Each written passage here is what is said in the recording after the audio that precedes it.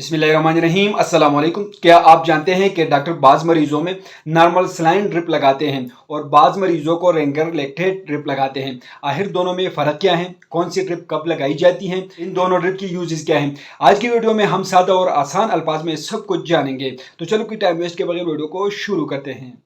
पहले बात करते हैं इन दोनों ड्रिप की असल फ़र्क की। नॉर्मल सलाइन और रेंगर लैक्टेट दोनों जिस्म में पानी और नमकियात इलेक्ट्रोलाइट्स की कमी की पूरा करने के लिए इस्तेमाल किया जाता है।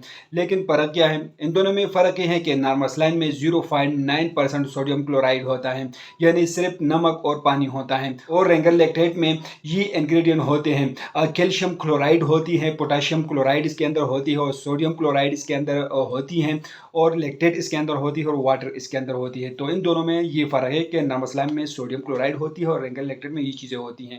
अब सबसे अहम बात, कौन सी ड्रिप कब लगानी चाहिए, इन दोनों ड्रिप का यूजेस क्या है। सबसे पहले बात करेंगे नॉर्मल सलाइन इन्फ्यूजन की। तो नॉर्मल सलाइन जो है ये 100 ml में आती है, 500 ml में आती है, और 1000 ml में ये होती है। इसके अंदर सोडियम क्लोराइड 0.9% होती है, और इसका इस्तेमाल की जाती है। इस ड्रिप का इस्तेमाल उस वक्त कराया जाता है जब किसी मरीज को बजरिया वरीदी शुगर देना मना हो, और तो शुगर में इसका इस्तेमाल किया जाता है।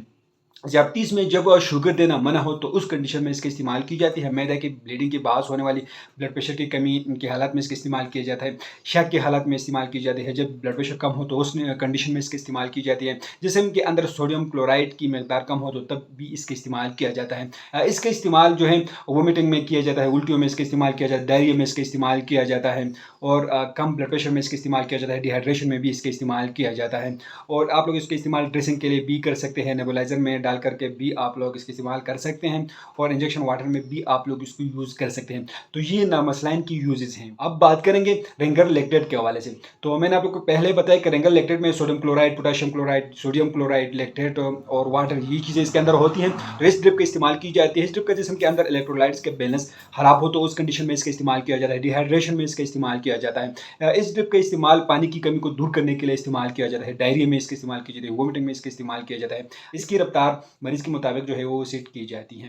तो ये आप लोग को 500 ml में मिल जाएगा, और 1000 ml में आप लोग को मार्केट में मिल जाएगा। तो ये कंप्लीट रिव्यू है नॉर्मल सलाइन और रेंगर लैक्टेट के हवाले से।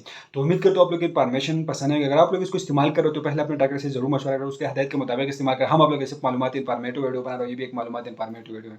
तो आप लोग वीडियो कैसे लगी हमें कमेंट करें, हमारे वीडियो को लाइक करें, चैनल को सब्सक्राइब करें, हमारे फेसबुक पेज को लाइक करें, ट्विटर अकाउंट को जरूर फॉलो करें। हमें इजाजत दीजिए, अल्लाह हाफिज़।